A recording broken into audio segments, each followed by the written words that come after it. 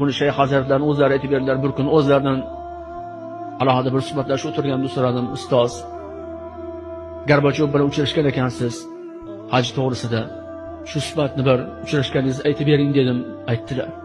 O'sha sizda dedilar, 89-yil Moskvaga borsangiz dedilar, xristianlik diniga, yahudiylik diniga, boshqa dinlarga ancha-muncha erkinlik berilgan ekan. Cherkovlar ochilibdi. Ularni dinni o'rgatadigan maktablar ochilibdi. Lekin biz islom dinimizga hech qanday biror bir sharoit yo'q edi.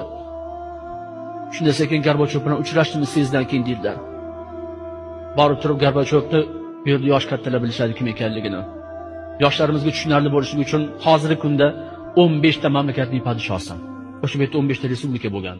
Hozir 15 ta mamlakat bo'lib ketdi. 15 ta davlatning podshosi. Ana endi kimligini tasavvur qilib beringlar. Ana shunday inson bilan Shayx Hazratlari to'g'ri bor uchrashdilar. Aytdilar Gorbachovga, nima uchun xristianlik diniga erkinlik berildi? Yahudiylik diniga erkinlik berildi? Boshqa dinga erkinlik berildi? Axir biz ham shu Sovet mamlakatining bir bo'lagimiz-u. Nima uchun biz islom dinimizga erkinlik berilmayapti? Gorbachov aytgan ekanlar. Gasbadiy muftiy debdilar. Men bu haqida ma'lumotim yo'q. Siz yozma ravishda menga bir ma'lumot bering, ko'rib chiqaylik. Kim biror bir narsa deb aytarmiz debdi. Shayx Hazratlar uxlamasdan 16 varaq biz musulmonlarning ahvolimiz to'g'risida ma'lumot yozibdilar. Bizlarga nima kerak ekanligini.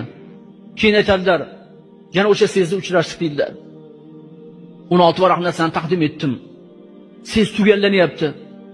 Lekin Gorbachovdan sado yo'q. Endi nima qilaman ekan, uchrashib bo'lmaydi. Gorbachovning shunaqangi qarovlari ko'p atrofida. Birorta bir odamni yaqinlashtirmaydi dedilar. Siz tugib hamma chiqib ketdi. Bitta men o'zim o'tiribman dedilar. Bir payt Gorbachov butun qo'riqchilari bilan birgalikda zal tarafga qarab yurishni boshladi, tepadan tushib dedilar. Endi narigi eshikdan chiqib ketar ekan deb o'ylasam, to'g'ri men yonimga keldi qo'riqchilar bilan dedilar. Shunday kelib turib Gasbadiy muftiy deb so'rashib turib, men xatingizni o'qib chiqdim. Men shuncha narsadan bexabar ekanman.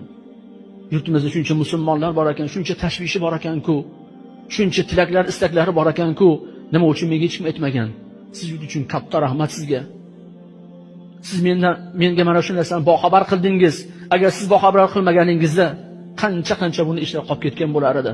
Ruxsat dedilar. Hazrat aytadilarki, shunaqangi xursand bo'lib ketdim dedilar. To'g'ri zaldan chiqib turib, mehmonxonaga kirib telefon qildim idoraga. Hali o'zim yetib kelmasam idoraga telefon qilib, hajga ruxsat bo'ldi. Odamlarni yig'averdilar. Qancha hajga boradigan bo'lsa ruxsat.